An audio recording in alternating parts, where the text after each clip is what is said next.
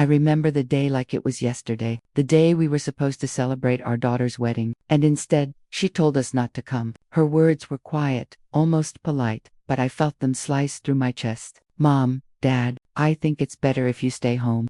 I smiled, trying not to cry. I told her it was okay, that we understood, but inside, my heart broke in ways I couldn't explain. I had spent her entire life preparing for this day, dreaming of seeing her walk down the aisle, watching her smile as she said I do. And now, we were excluded. The house was unusually quiet that day. My husband sat silently, holding my hand. Neither of us could speak the words that hovered in the air. My mind raced with questions. Why wouldn't she want us there? Had we done something wrong? Was this some mistake? Some misunderstanding? Even as I tried to calm myself, I felt a storm brewing inside. I remembered the first time I held her in my arms, the tiny fingers, the soft lullabies, the nights we stayed awake together when she was sick. How could those years of love be forgotten in a single sentence? Yet, even in that heartbreak, there was a strange, fragile hope. Maybe this wasn't the end. Maybe there was something I didn't understand, something waiting to reveal itself. So I smiled, held her in my heart, and prepared myself for whatever came next. Little did I know, that day would mark the beginning of a journey we never expected, a journey of regret, revelation, and ultimately, the kind of love that surprises you when you least expect it. To understand that moment, I have to go back to the years before that wedding, to the life we shared with our daughter. She was always full of life. From the moment she could walk, she ran with her little feet, exploring the garden, chasing the sunlight, laughing at the simplest things. I remember her favorite game was hide and seek, but she always hid where I could see her. She loved to be found. We were a simple family. My husband worked long hours, and I managed the home, caring for her with everything I had. There were sacrifices, yes, but we never felt burdened. Every scraped knee, every tear, every small victory she had, was ours to share. I watched her grow with pride, teaching her kindness, patience, and how to hold her head high. She had a quiet strength that always surprised me. Even as a teenager, when the world seemed confusing and harsh, she remained gentle, yet determined. But like every parent, I made mistakes, small ones, perhaps, but I wondered if they had stayed in her heart. That as she grew older, her world expanded. Friends, school, late-night talks, dreams of the future. I tried to stay close, but I realized she was becoming her own person. And that was good. That was how it should be. Her first serious relationship was a turning point. We welcomed her partner into our lives, cautious but happy. She was happy, and that mattered most. I thought we were all moving forward together, building the future she deserved. But life is never simple. The day she got engaged, we were thrilled. Planning the wedding became our shared excitement. I imagined decorating the hall, helping her choose the dress, arranging every detail. I wanted to see her joy reflected in the smiles of everyone around her. Yet, beneath her excitement, I sensed a quiet tension I couldn't name. And then came that fateful day. The message, the words I will never forget. Mom, Dad, I think it's better if you stay home. At first, I thought it was a joke. Maybe she was stressed. Maybe it was a misunderstanding. But when I read the words again, the truth sank in. We were being excluded. Our daughter, the little girl we had nurtured, loved, and guided, did not want us at her wedding. The days leading up to the wedding became a whirlwind of silent conversations, careful attempts to reach her. My husband and I tried calling, texting, visiting, but each time we were gently pushed away. I understood, in a small part of my heart, that she was an adult now. She had her life, her choices, her boundaries, but understanding did not lessen the sting. I spent hours sitting in her empty room, the one she had grown up in, touching the photos on the walls, the toys she had left behind, the books she had once treasured. Each memory whispered to me, reminding me of the love that had never faded. I had given her everything I could, and yet here I was, facing the reality that she wanted none of us in her most important moment. As the wedding day approached, I resolved to remain calm, to smile, to love her even from a distance. My heart ached, yes, but I knew that anger or resentment would only push her further away. I reminded myself of the years we shared, the tiny moments of joy, and the hope that perhaps after the wedding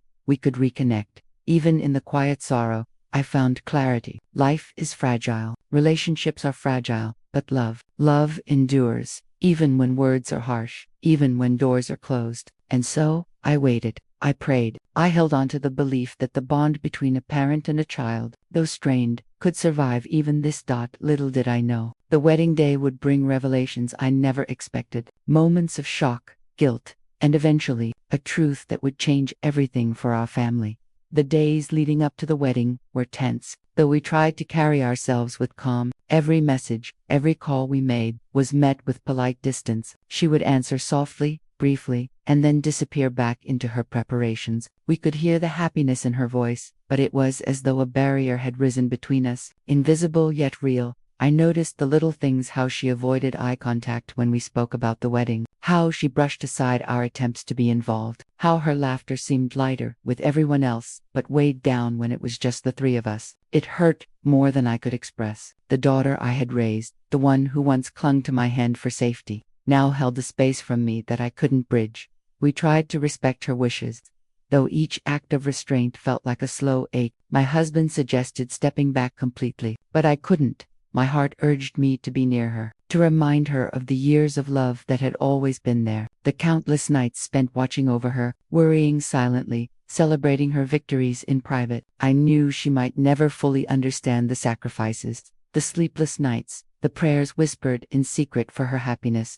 and yet, I wanted her to feel that love now, even if she didn't ask for it. One afternoon, I sat in the quiet of her childhood room, brushing my fingers across the dresser where she once kept her tiny treasures. Memories flooded me: her first steps, the laughter echoing down the hall, the whispered confessions at bedtime. And I realized the wedding wasn't just a celebration. It had become a mirror of the distance that had grown between us. The joy she felt with others highlighted the space we now occupied in her life. I tried to reason with myself. She was an adult. She had her choices. We could not force love or presence upon her, but the ache, the subtle pain of exclusion, sat heavy in my chest. It was a quiet conflict, one without anger, yet deeply piercing and emotional tug-of-war between understanding her independence and mourning the rejection of our presence at her most important day. The wedding day drew closer, and with each passing day, the tension in our home became almost palpable. There was a heaviness in the air, a quiet weight that pressed on my chest, subtle but persistent. I would wake in the early hours, the house still, and lie in bed listening to the hum of the city outside, thinking of her. I pictured her laughter echoing through the rooms she once filled, the sparkle in her eyes when she told a joke, the tiny quirks of her mannerisms that I had carried in my heart for years. Those memories were a comfort, yes, but they also reminded me of the distance that had grown between us. We tried to tell ourselves that it was okay. My husband, ever practical, would place a hand over mine and say, "We love her. She knows that that's what matters." But understanding did not erase the ache. The quiet frustration I felt was not about control, it was about longing, about the desire to share her happiness, to stand beside her on the day she had been dreaming about since childhood. Yet, we were forced to watch from a distance, invisible observers to a celebration that should have been ours to partake in. The preparations themselves were a constant reminder of our absence. Every invitation sent, every call from the planner, every excited conversation with relatives, all of it underscored the gap. I watched her phone light up with messages from friends and cousins, and each ping felt like a tiny sting. They were all part of her present life, her chosen family in this moment, and we, her parents, who had nurtured her from birth, who had been there for every scraped knee, every sleepless night, every triumph and disappointment, were deliberately absent. It was a strange, heavy feeling, watching her joy unfold, while knowing that we had been gently pushed away once. My husband and I visited the wedding hall to catch a glimpse of the preparations. I had hoped that maybe, just maybe, seeing the space she had chosen, walking past the decorations, the flowers, and the tables, might bring a sense of closeness. But even there, our presence felt almost out of place, a shadow behind the brightness of her celebration. People we had never met smiled and waved politely, but she remained distant. She was surrounded by friends and family who were part of her current life, all of whom meant the world to her. And yet, in that crowd, we were like ghosts, unseen, quietly observing the happiness we had helped bring into being. At home, I tried to stay busy, cleaning, organizing, preparing small things in case she needed help, but my mind wandered constantly. I remembered the little things, the way she used to hide under the blanket during thunderstorms, asking me to stay close, the way she clutched my hand while learning to ride her bicycle, the nights she stayed up reading stories with me by her side. Those memories, once comforting, became sharp, almost painful reminders of the time that had passed and the closeness that now seemed out of reach. The repeated refusals to allow us into her wedding, though polite, became a subtle but constant strain. I would send a gentle message: "We hope you know, we only want to see you happy on your big day." And the reply would come, carefully worded, considerate, yet firm: "Mom, Dad, I really appreciate it, but please, we want to celebrate this day in our own way. I hope you understand." There was no anger in her words, no malice, just a quiet, determined boundary. And yet, each response, so kindly phrased, felt like another step away from her, another confirmation that the bond we had cherished for years was being challenged in ways I had never anticipated. Nights became the hardest. I would sit alone in her childhood room, now filled with boxes and memories she had carried with her into adulthood. I touched the faded photos on the walls, the dolls she had once adored, the books she had loved to read. The scent of her favorite blanket lingered faintly, and I inhaled it, a bittersweet comfort. I whispered to the empty room, "We've always loved you. We've always been here for you." But the silence answered back, reminding me that our presence, our love, no matter how deep, could not force our way into the life she was now choosing. I tried to understand her perspective. She was an adult now, capable of making her own choices, and asserting boundaries is part of growing up. I reminded myself that this was not rejection of love, it was a desire for autonomy, a statement of independence. But understanding did not soften the ache. There was pride, yes, pride in the woman she had become, in the confidence with which she navigated her life. And yet, there was also a grief, quiet but persistent, that her happiness had a space from which we were excluded. Some evenings, I found myself wandering through the garden, imagining her as a little girl again. I pictured her running barefoot through the grass, the sun on her face, the way she would chase butterflies with unbridled joy. I remembered the afternoons we had spent picking flowers together, pressing them into scrapbooks, her small fingers staining the pages with colored ink. These memories were alive, vivid, and yet they underscored the growing chasm between the past we shared and the present. She was claiming without us that small moments of tension arose in subtle ways. A conversation with a distant relative about wedding plans would catch me off guard, and I would feel the sharp pang of exclusion. I found myself overthinking every message, every phone call, wondering if I had misstepped somewhere along the way, if a word, a gesture, a decision I had made years ago had contributed to this distance. And yet, deep down, I knew it was not blame, but the natural friction of relationships evolving over time. Even the simplest gestures became emotionally charged. When I baked the cookies she had loved as a child, intending to deliver them quietly, the thought of presenting them to her at the hall felt impossible. I imagined her polite smile, the kind words, but the underlying message remained: stay away, celebrate from a distance. The act of care, once effortless, now carried with it the weight of exclusion, a reminder that love sometimes has to wait for its place, that presence does not always equal acceptance. There were nights when I would speak quietly to my husband, our voices low, so as not to wake the house, sharing our fears and frustrations. "I don't understand," I would say, tears brimming. "We've given her everything. We've loved her all her life. How can she not want us there?" My husband would nod, holding my hand, reminding me gently, "She is grown now. She is choosing her own way. That doesn't mean she doesn't love you. It means she needs to stand on her own. We must trust that she knows our hearts." I truly tried. I filled my days with small acts of patience, quiet prayers, and reflection. And yet, the tension lingered, unspoken but felt in every glance at her empty room, in every message left unanswered, in every moment of the wedding preparations we could only witness from afar. I began to understand that this conflict was not about anger, nor was it a battle to be won. It was a subtle, quiet strain, a test of endurance, of patience, of unconditional love. The challenge was to accept, without resentment, that sometimes the ones we love most create spaces from which we are excluded, not out of malice, but because of life choices and the necessity of growth. And in that understanding, I discovered a new layer of love, a love that could stretch across distances, withstand exclusion, and remain steadfast even when it was not reciprocated in the way we expected. I realized that being present for her happiness did not require physical attendance. Our love could exist quietly, in the corners of the room, in the prayers whispered at night, in the hope that, someday, she would understand the depth of our hearts. Evenings became moments of quiet reflection, meditation on memory and meaning. I sat on the porch, watching the leaves dance in the wind, listening to the distant sounds of the city preparing for celebrations, and imagined her in the hall,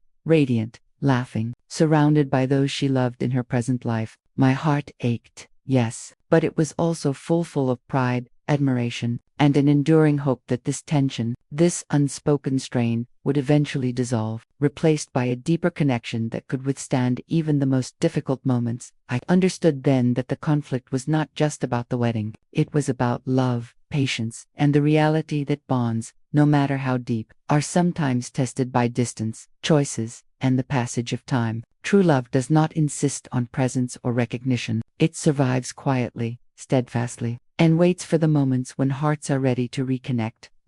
And in that quiet realization, I found a strange peace, not complete relief, not total happiness, but a calm understanding that love, patient and enduring, could exist even when the heart felt excluded. It could wait, it could endure, and it could, eventually, find its place again softly, gently, without demand. In this space where acceptance meets hope, that the morning of the wedding arrived with a soft, golden light that made the house feel smaller than usual. I moved quietly, performing familiar routines, making tea, setting the table, tidying rooms, yet every action felt weighted, like I was moving through memories instead of the present. Outside, life carried on, children playing, neighbors chatting, yet inside, a quiet storm of worry and heartache had settled. I tried once more to reach her, a gentle message, a few words of love, of hope, of understanding, and as always, her response was brief, polite, and distant. She thanked us, she reassured us, she was happy, but the unspoken truth hung between the lines. She did not want us there. I sat in her childhood room for a long time, letting my fingers brush over the worn edges of her old books, the faded posters on the walls, the small keepsakes she had left behind. Each object whispered stories of a time when she had been closer, when my guidance had been her world. And yet, now, those echoes of the past felt like fragile threads, stretching across a canyon of silence. The tension was not loud. There were no arguments, no raised voices. It was quiet, almost imperceptible, but it pressed down relentlessly. Every passing hour reminded me that we were on the outside, that the wedding, the celebration of her happiness, was a world we could not enter. And I realized that this distance was not just about physical absence. It was a test of patience, of love, of the strength to endure exclusion without resentment. In the evenings, I would sit by the window, watching the garden she had once loved, tracing the paths she had run along as a child. I remembered the little things, the way she had laughed at the sunlight, the songs she had sung softly at bedtime, the way she had curled against me when afraid. Those memories were both a comfort and a torment. They reminded me of the bond we had, the depth of my love, and yet highlighted the gulf that had grown between us. My husband would sit beside me, sharing gentle words of reassurance, reminding me that love is patient, that a bond this deep cannot be broken by absence. But the ache persisted. It was a quiet, gnawing tension, a conflict that had no clear solution. It was the struggle of wanting to be near, to protect, to celebrate, while knowing we had to honor her choice. Even as the preparations carried on without us, I found myself silently wishing for a sign, some small gesture that would invite us back into her world. And yet, I understood that our role now was different. Our presence could no longer be demanded or assumed. We had to exist in her happiness quietly, perhaps from afar, carrying our love without expectation. That evening, as the sun dipped low, I felt the first true understanding of the rising conflict. The pain was not in being excluded. The pain was in realizing that love sometimes requires restraint. That connection may have to be expressed in silent support rather than active participation, and that sometimes the heart must endure separation, even in moments when it most desires closeness. We sat together in the quiet of the living room, sipping tea, speaking in soft tones about the little things, weather, memories, the scent of the garden, and in that gentle exchange, I realized that the struggle, the tension, was part of a larger story, one that would soon reach a turning point, one that would demand courage, patience, and the quiet strength of enduring love. The wedding day arrived quietly, as if the world itself had paused to watch us from a distance. Outside, the streets were bright with activity, cars glided along, and neighbors bustled about in the warmth of a sunlit morning. Birds flitted across the branches of the trees, chirping as though they had no idea of the silent tension that gripped our hearts. Inside our home, The air was heavy with anticipation and sorrow, a strange mix that I could not shake. There was light and life beyond our walls, yet we remained in quiet exile, honoring the request we had received from our daughter. Our love was present, yes, but in silence, in absence, in the gentle, invisible gestures of care we offered from afar. I moved about the house, trying to fill the hours with purpose, yet each small task carried with it the weight of longing. I arranged fresh flowers in the living room, their soft petals reflecting sunlight streaming through the window. I tidied the bedrooms, folded clothes neatly, and prepared simple meals that I imagined she might enjoy later. Every motion was mechanical, almost meditative, yet my mind wandered constantly. I thought of her walking gracefully down the aisle, the soft smile she had cultivated in her youth, the excitement that must have radiated from her in the company of friends and family. And then came the pangs of absence. I imagined the moments where we should have been, where my husband and I should have been standing hands joined, hearts brimming with pride as she took each step toward a new chapter in her life. That empty space, impossible to fill, made the hollow knot in my chest tighten further. Each photograph shared, each video clip sent to our phones, became a mirror of what we could not experience firsthand. I could see her laughter, her carefully chosen dress, the delicate flowers in her hair, but it was as though we were peering at life through glass, visible, yet untouchable. Hours passed slowly, marked by the distant sound of notifications, and then, amidst the quiet hum of the house, the phone rang. The number flashing on the screen was someone we trusted deeply, a family friend, who had been attending the ceremony from the start. My heart thumped unevenly. I answered, trying to keep my voice calm, though I felt a shiver of apprehension crawl down my spine. "Hello," I asked, trying to sound casual, though every word trembled. "It's me," the friend said, voice hesitant, almost a whisper. "I didn't want to call, but you need to know. Something happened at the wedding. Something unexpected." My stomach lurched. I gripped the edge of the kitchen counter, knuckles whitening, as I urged them to continue. "There was an argument," they said slowly, carefully, as though each word might shatter something fragile. "A misunderstanding between some of the guests. Words were exchanged, tempers flared, and, well, it caused a disruption in the ceremony." I froze, unable to speak. My mind raced. I could see her now, our daughter, the young girl who had clutched my hand through thunderstorms, who had sought refuge in my embrace after scraped knees and schoolyard quarrels, now caught in a storm of adult conflict she had never anticipated. My chest tightened, a heavy, oppressive weight pressing down with every heartbeat. I prompted, barely able to breathe. "She realized something," the friend continued, voice breaking slightly. "She noticed the absence of you and your husband, and I think she understood the weight of what she had done." The words struck me like a sudden chill. She had noticed, she had felt the absence. In the middle of the laughter, the music, the celebration, she had felt the hollow space left by those who had been there from the very beginning, those who had nurtured her, guided her, and loved her unconditionally. It was a revelation that cut deeper than any confrontation, any harsh word, any fight could have. I could almost see her now, standing amid the crowd, laughter all around, the music swelling in the background, yet, in her heart, a quiet, painful awareness, the moment of realization, the sudden sinking of the chest, the pause, the flutter of regret, was invisible to everyone else but resounding within her own soul. Happiness, she must have understood then, was never complete when those we love are kept at a distance. My hands trembled as I clutched the phone, the friend's careful words echoing in my ears. "I think she's overwhelmed. She knows she should have invited you. She knows you belong there." I could feel the weight of that moment, the gravity of it pressing down like a shadow. It was a turning point. The wedding day, which had been meant to celebrate joy, now also carried with it the silent acknowledgement of absence, of choices made, of love withheld, however unintentionally. I sat down at the table, gripping the edges as though holding on to the room itself might anchor me to reality. The friend continued, hesitating. "I didn't want to intrude, but I thought you should know. She's thinking about you. She's feeling it."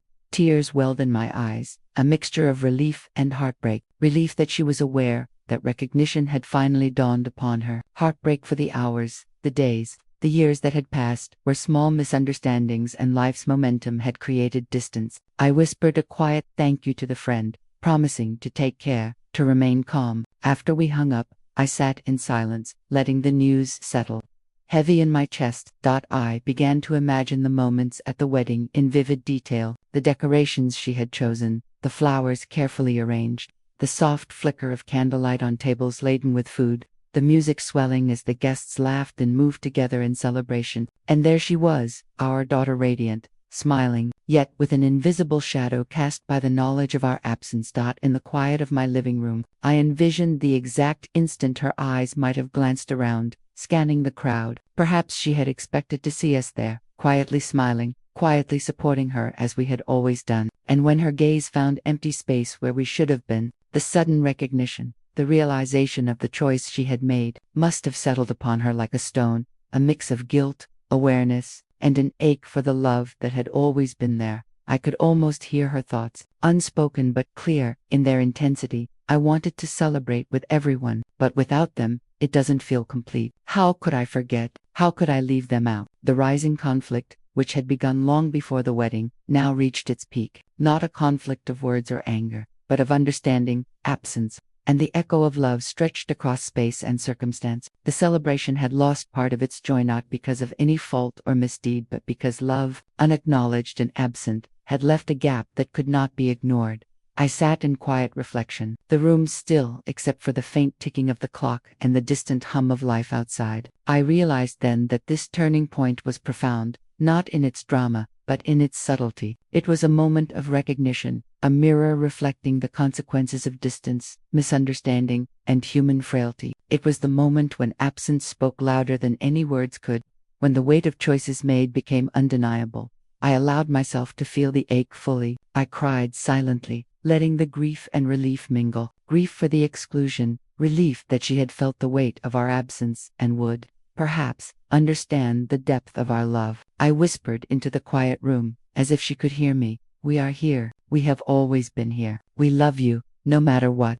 That day, as the sunlight shifted through the windows and the house seemed to exhale with the passing hours, I understood something vital. Love endures beyond misunderstandings, beyond distance, beyond the temporary absence from life's milestones. It is steadfast, patient, and waits quietly, even when unacknowledged. And sometimes, it is the silent moments, the unseen gestures, the recognition of absence, that revealed the truest measure of connection. By evening, I had come to a fragile peace. I sat beside the window, listening to the fading sounds of the city, imagining her joy, tinged with the awareness of love, deferred but never forgotten. I realized that this turning point, the unexpected truth of her awareness, was not a conclusion, but an opening, a chance to rebuild, to reconnect, to transform absence into presence, distance into understanding. I knew then that the path forward would not be immediate, and that healing, understanding, and reconciliation would take time. But in that quiet moment, with my heart heavy yet hopeful, I understood that the most profound conflicts are often silent,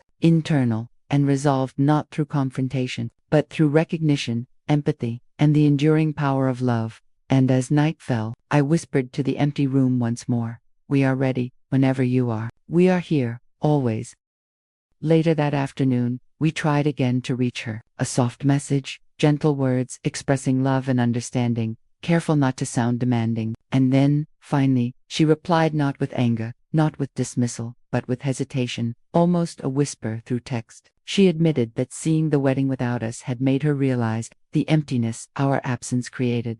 Her words were simple, but they carried an ocean of unspoken emotion, regret, guilt, and the dawning clarity that our love was irreplaceable. Reading her message, my heart trembled. The turning point wasn't an event in the grand ceremony, it was this quiet admission, this fragile recognition of what mattered most. We responded with calm, gentle messages. We assured her we understood, that our love had never wavered, that forgiveness was not even required, it existed already. And in that delicate exchange, I sensed the first real softening of the wall between us. I imagined her standing in the crowded hall, looking around, noticing the empty spaces where our presence should have been, and realizing that no matter the grandeur of the day, happiness is incomplete without those who truly love us. That evening, we received another call. She was speaking quietly, almost trembling. "I didn't realize," she said, "how much I wanted you there, how much I needed you."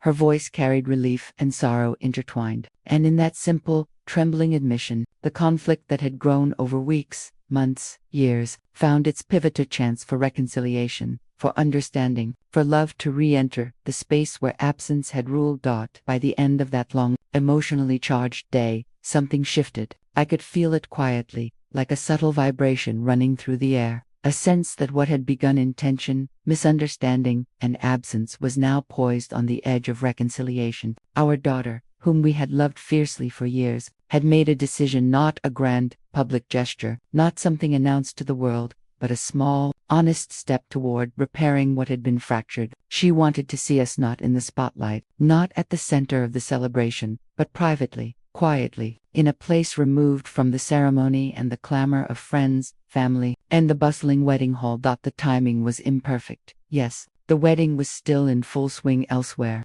Music and laughter echoing faintly through the windows, and yet the gesture itself was perfect in its honesty. It was not pride or obligation speaking. It was the simple, human acknowledgement that life is fragile, that love is not measured only in grand appearances or public ceremonies, and that sometimes the most profound moments happen in quiet rooms, away from attention and applause. When we finally met her, it was in a small room tucked away from the main hall. The soft hum of the air conditioning and the distant echoes of laughter outside were the only reminders that life continued beyond that room. She stood there, hesitating slightly, eyes glistening as if holding back tears she wasn't yet ready to release. Her hands trembled lightly, not from weakness, but from the weight of emotions accumulated over years, decades even, compressed into that one fragile moment. When she finally reached for mine, it was more than a touch, it was a lifeline, a bridge connecting the present to a lifetime of shared memories. "I'm sorry," she whispered, her voice quivering, raw with vulnerability. I didn't understand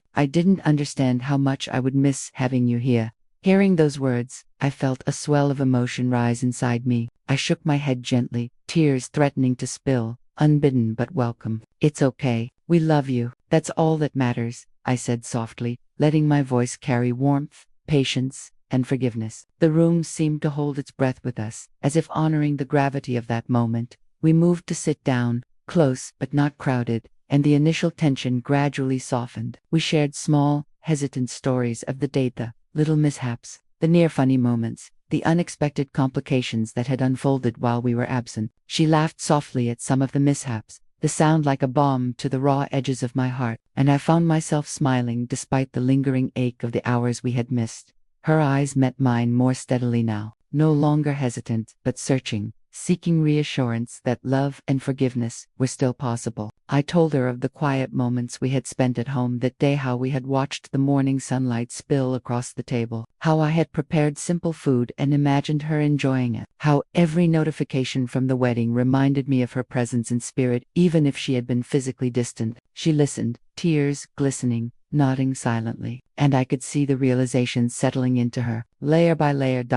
We talked, slowly and deliberately, allowing ourselves to linger on topics we had long avoided. I asked about her friends, her feelings, her experiences that day. She spoke cautiously, revealing small truths about fear, pride, and independence that had shaped her choices, and I listened, holding space for her words, never interrupting, never judging, only allowing the flow of her honesty to guide us toward understanding. At one point, she took a deep breath, and for a moment, the room felt suspended in time. "I didn't realize how much my decision would hurt you. I thought I was doing the right thing, respecting boundaries, keeping everything under control. But it didn't feel right, did it?" I reached out, brushing a strand of hair from her face, and said softly, "We never wanted to control you. We wanted to share your joy. That's all. That's what love is, being there for someone, not dictating what they do, but showing up however you can." Today, it felt like we were present in spirit, but absent in reality, and that was hard. But hearing you say this now, it matters. It means everything. There was a long pause. We simply held each other's hands, the rhythm of our heartbeats and the unspoken words creating a silent dialogue stronger than any conversation. I could feel her breathing slow, the tension in her shoulders ease, and the quiet transformation take root. What had begun as conflict, rising tension, and emotional distance was now melting into understanding, acceptance, and the fragile first glimmers of reconciliation. We talked about the past, to the small misunderstandings, the moments of pride, the times when distance had grown between us, even when proximity existed. She admitted, quietly, that there had been fear in her choices, a fear of vulnerability, of dependence, of showing emotions too openly, and I acknowledged my own mistakes, the times when perhaps I had pushed too hard, or failed to recognize her independence fully. Each admission was a small brick in the bridge we were rebuilding, each word softening the edges of the conflict we had carried silently for so long. Later, the conversation drifted to lighter topics. We laughed softly at stories from her childhood, how she had once hidden a pet hamster in her backpack to sneak it into school, how she had spilled juice on the floor the day she tried to bake cookies for the first time, how she had insisted on choosing mismatched socks because they were more fun. The laughter was quiet but profound, a gentle release of the emotional tension that had accumulated over years. With every chuckle, the weight of unspoken grievances lifted slightly, replaced by the warmth of shared memories and renewed connection. As the evening wore on, the wedding music outside faded, replaced by the gentle hum of the city beyond the room. We spoke in soft tones, careful not to let the noise of the world intrude on the fragile intimacy we had found. She shared her feelings, her excitement, her nerves, the moments when she had wished we were there, and I shared mine. There was no need for grand gestures, no need for elaborate explanations. The raw, unguarded honesty in that small room was enough. She looked at me, eyes full of vulnerability and strength all at once, and whispered, "I don't want to keep running from you, from us. I don't want to let pride and fear dictate my choices anymore. I want you in my life." My heart swelled with a mix of relief, love, and tenderness. I pulled her into a quiet embrace, feeling the tension of months, years even, dissolve in that single, sustained moment. "We've never left you," I murmured, "even when you couldn't see it. We've always been here." The turning point, I realized then, was not the wedding itself, not the absence, not the chaos, not the small miscommunications that had stung so deeply. It was this moment, the recognition of absence, the courage to acknowledge hurt, and the willingness to step forward, to open hearts once closed. The rising conflict had reached its zenith, and now, for the first time in months, I felt a gentle easing, a path forward illuminated not by obligation or guilt, but by love, honesty, and human understanding. We lingered in that room for hours, sharing stories, laughing quietly, and sometimes crying softly. Each tear, each smile, each word spoken in gentleness strengthened the fragile bridge we were building. I could feel her surrendering to the truth that love is resilient, that even when boundaries are asserted and mistakes are made, the bonds we form over a lifetime do not break, they bend, they stretch, and they endure. By the time the evening lights softened to twilight, the room held a quiet serenity. Our hands were still joined, our hearts aligned in a gentle rhythm of reconciliation and renewed connection. The conflict that had loomed over the days, weeks, and months leading to this moment had softened into something manageable, something human. It was no longer a weight that pressed down on our spirits, but a reminder that relationships, like life, are seldom linear, often fraught with tension, yet capable of extraordinary resilience when met with patience, compassion, and courage. That night, as we finally parted from our private space, returning to the echoes of the wedding hall beyond, I understood something profound. The turning point was not the absence we endured, nor the mistakes made in good faith. It was the act of acknowledgement, the willingness to confront the hurt, to recognize the longing, to speak and listen with honesty and love. In that recognition, the rising conflict that had defined our interactions for so long began to dissolve, replaced with understanding, forgiveness, and the quiet warmth of renewed connection. And in that quiet, gentle transformation, I felt hope. Hope that the fractures of the past could be healed, that love, though tested, could endure, and that even moments of exclusion, absence, and misunderstanding could eventually give way to truth, reconciliation, and the simple joy of being present with one another. The moment of change, I realized, was less about ceremony and more about the human heart, the courage to be vulnerable, the wisdom to forgive, and the capacity to love without reservation. After that quiet meeting, the tension that had weighed on my heart began to ease, slowly, like sunlight breaking through morning fog. We spent small moments together sharing tea, walking in the garden, talking about memories from her childhood. Nothing grand, nothing rushed, just presence. I realized that healing isn't instantaneous. It comes in the gentle rhythm of ordinary life, in soft words and simple gestures. Every smile, every laugh, every moment of quiet companionship was a tiny stitch repairing the tear that formed between us. She began opening up about her feelings, her fears, and the guilt she carried for excluding us. I listened without judgment, only love, offering quiet reassurance that mistakes do not erase the years of love we shared. We talked about what had gone wrong, not to blame, but to understand, to finally acknowledge emotions that had been bottled up for too long. And in those conversations, something remarkable happened. Trust began to return, not all at once, but gradually, piece by piece, like the gentle rebuilding of a home after a storm. In the days that followed, we created new routines together, cooking meals side by side, sharing stories from our past. Even sitting in silence became acts of connection. The house, which had felt heavy with absence, now held warmth again. I realized that love endures not because it is always easy, but because it is patient and persistent. The wounds from the past had not disappeared, but they had softened, leaving space for understanding, for reconciliation, and for a bond renewed quietly, gently, and profoundly. As the days turned into weeks, I began noticing subtle changes in her demeanor, small gestures that, at first, seemed almost insignificant, but gradually revealed a shift in her heart. She laughed more easily now, the sound lighter, less restrained than before. It was the kind of laugh that seeped from the chest and touched the eyes, warm and genuine.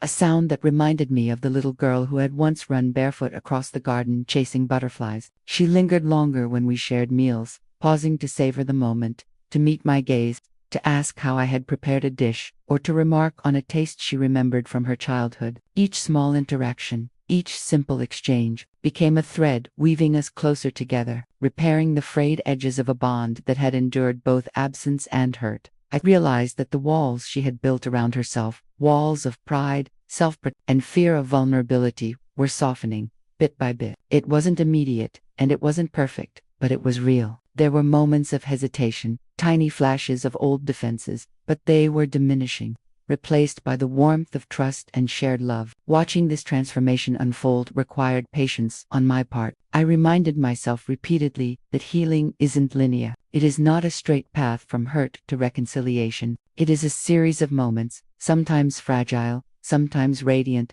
threaded together in a tapestry of understanding. Each moment mattered, each interaction built on the last, slowly fortifying the fragile bridge we were rebuilding.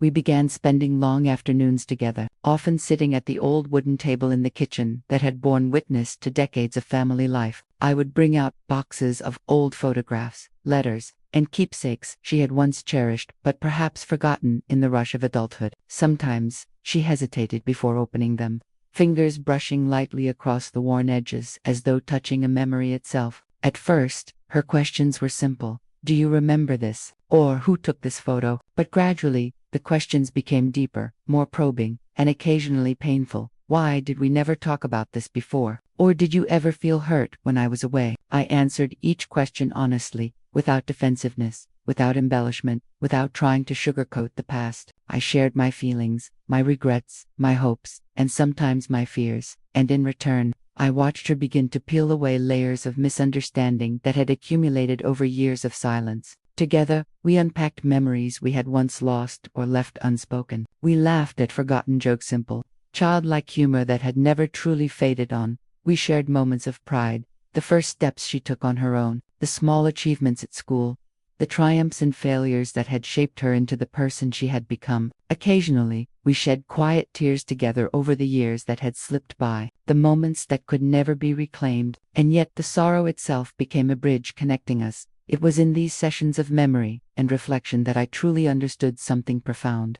Reconciliation isn't about erasing the past. It isn't about pretending that hurt, distance, or misunderstanding never existed. Reconciliation is about acknowledging the past fully, embracing it with honesty, and sharing it so that love can grow stronger despite it. Each tear shed, each story told, each moment of vulnerability brought us closer. In acknowledging the pain, we honored the love that had always existed beneath it. As we spent more time together, I also learned to let go of the expectations I had carried for so long. I had once hoped for immediate closeness, seamless reconnection, and a swift return to the intimacy of childhood. I had imagined that with words spoken and apologies offered, everything would realign perfectly, and our bond would feel untouched by time. But reality proved more subtle. Love's power is often quiet, hidden in patience, in the willingness to wait while someone opens their heart in their own time. By letting go of my rigid expectations, I allowed our bond to transform naturally, to breathe, and to grow without pressure.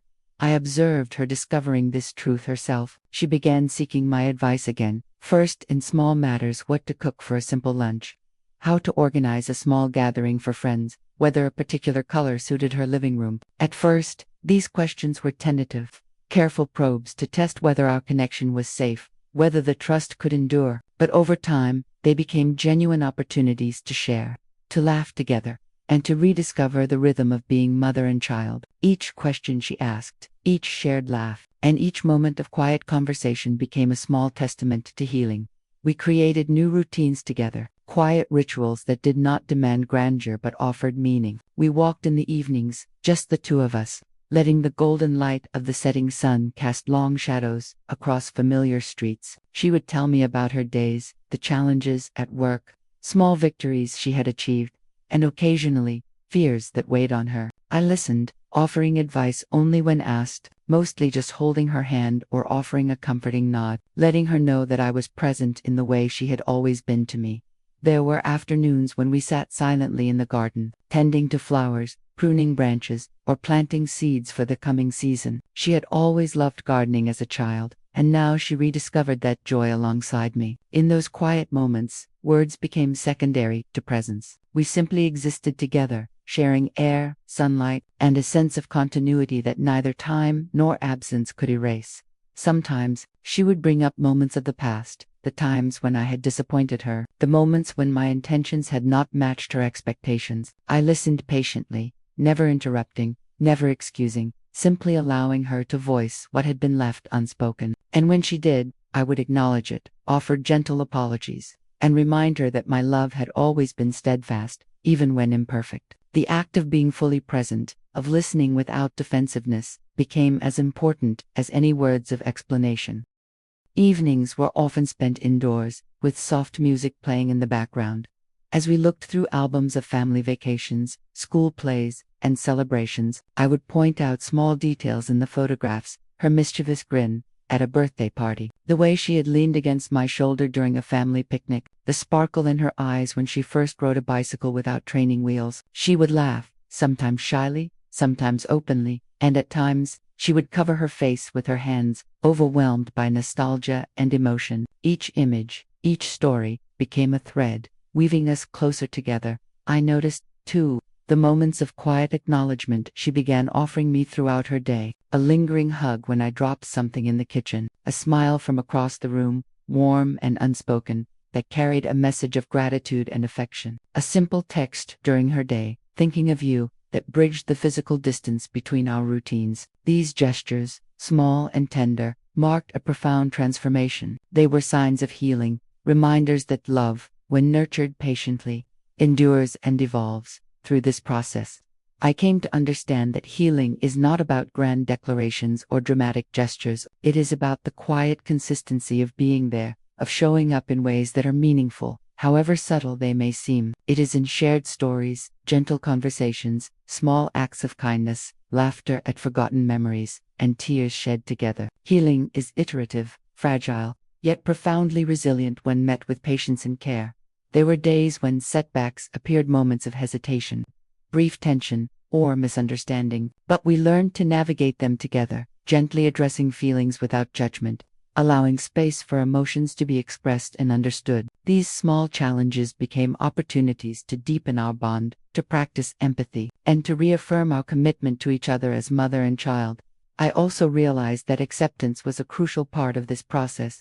Not just acceptance of her choices or her distance, but acceptance of life as it had unfolded, with all its imperfections, missed moments, and lessons learned. Acceptance allowed me to release guilt, to let go of regret, and to embrace the love that remained steadfast. It allowed her to step forward without fear, knowing that love had not abandoned her, even in moments of separation or misunderstanding. And so, over weeks of quiet connection, laughter, shared memories, and gentle conversations, the walls between us fell further, replaced by warmth, trust, and understanding. The healing was ongoing, never perfect, but profoundly real. I saw her softening, her heart opening to us again, her trust rekindled, and her love freely shared without restraint. In turn, my own heart, long burdened with worry and longing, felt lighter, freer, and more open than it had in years. We were no longer two people divided by time, pride, or misunderstanding. We were mother and child,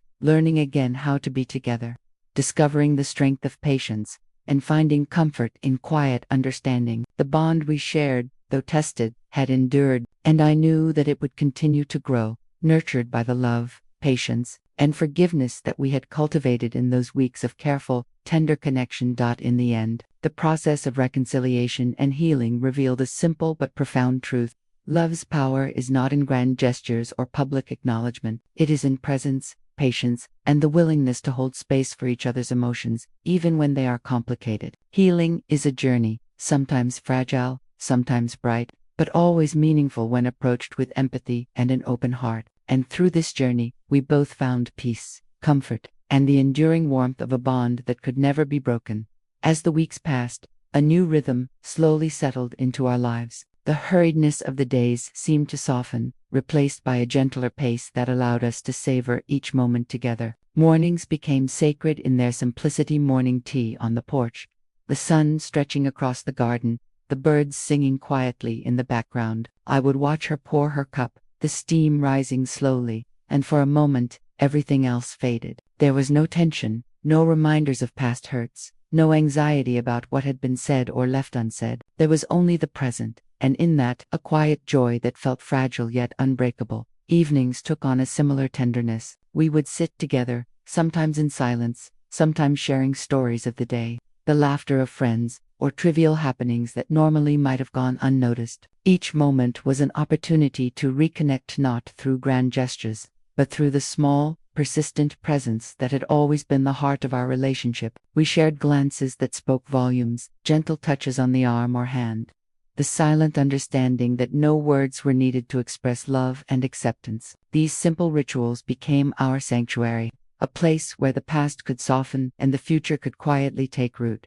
She began to share more about her world with me, the friends she had made, the challenges she had faced, the quiet victories and defeats. These were stories I had only glimpsed in fragments before. I listened without judgment, without interruption, with the patience of someone who had waited decades to hear the words, the feelings, the truths that had been tucked away. And in listening, I discovered something profound. Part of love is not guiding or correcting. Part of love is creating space for another person to exist fully, to speak their truths, to reveal their heart without fear of criticism or rejection. Each story she told, each memory she shared, was a thread weaving us closer, strengthening the bond that had weathered time, misunderstanding, and absence. We created new memories in ways that felt almost ordinary, yet extraordinary in their intimacy. We cooked together in the kitchen, laughing when a recipe didn't turn out quite as planned, teasing each other gently about forgotten ingredients, savoring the act of creating something together. Walking through the park became an adventure of small discoveries, the way the sun reflected on the leaves, the subtle change in the seasons, the sound of children's laughter carried on the wind. Sitting in the garden,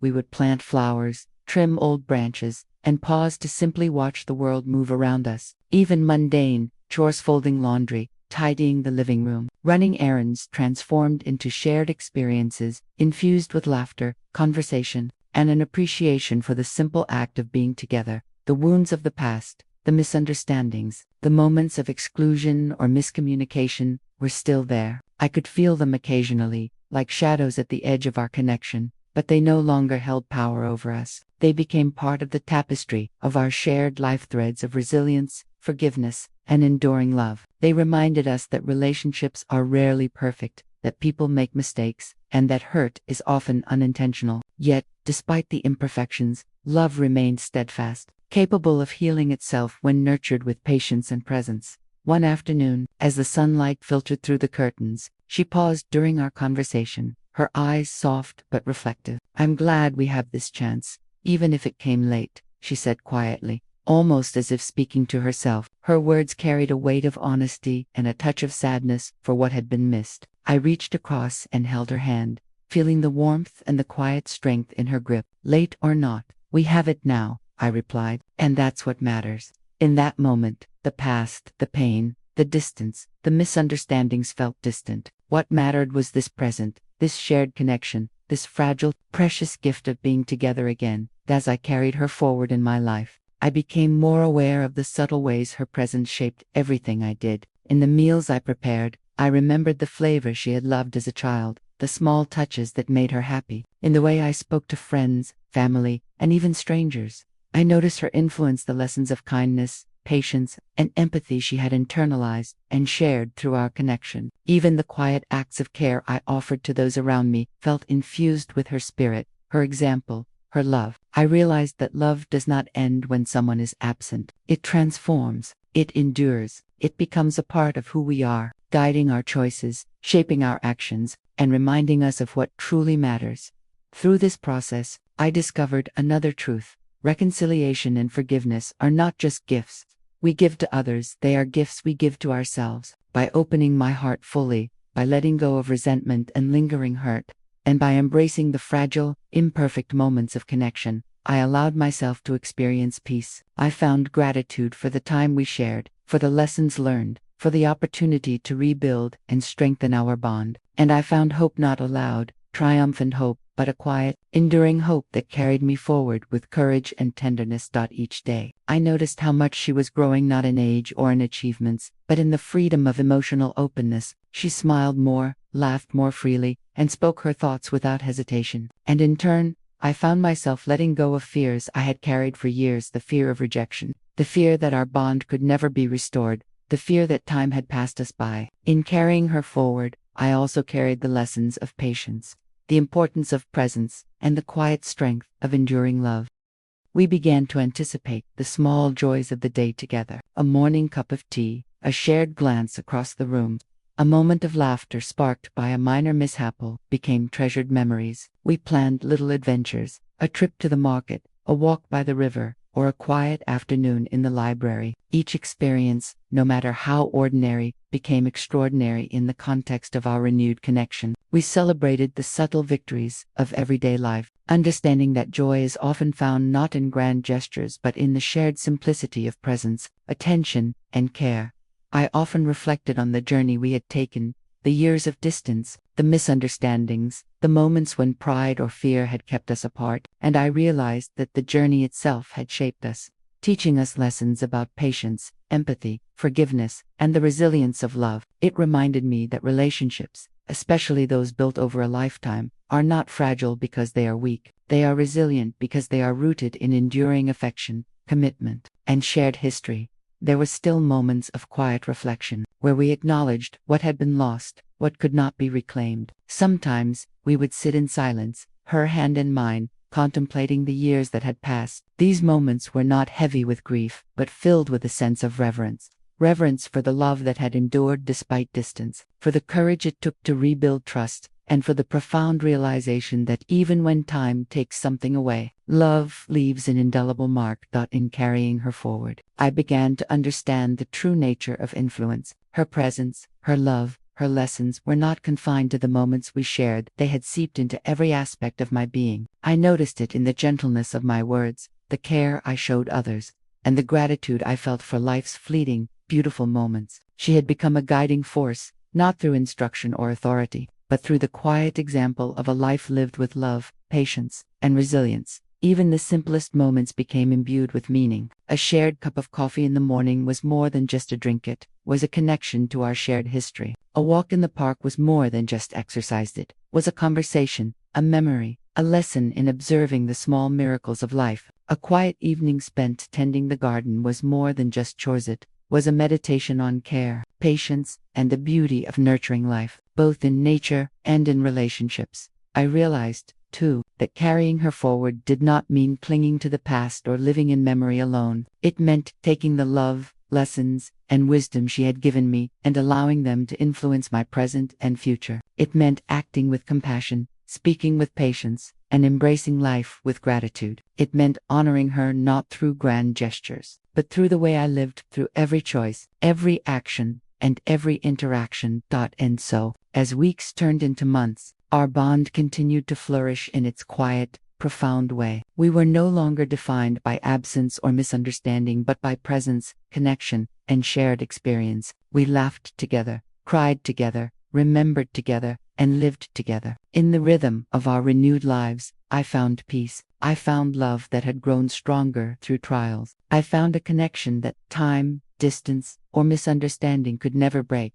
In carrying her forward, I discovered the quiet courage to live fully, to love deeply, and to treasure every fleeting moment given. I learned that the heart has a remarkable capacity to heal, to forgive, and to transform pain into wisdom, absence into presence, and distance into intimacy. Love, I realized, does not vanish, it does not fade. It endures, it evolves, and it leaves traces in every action, every thought, and every memory we hold.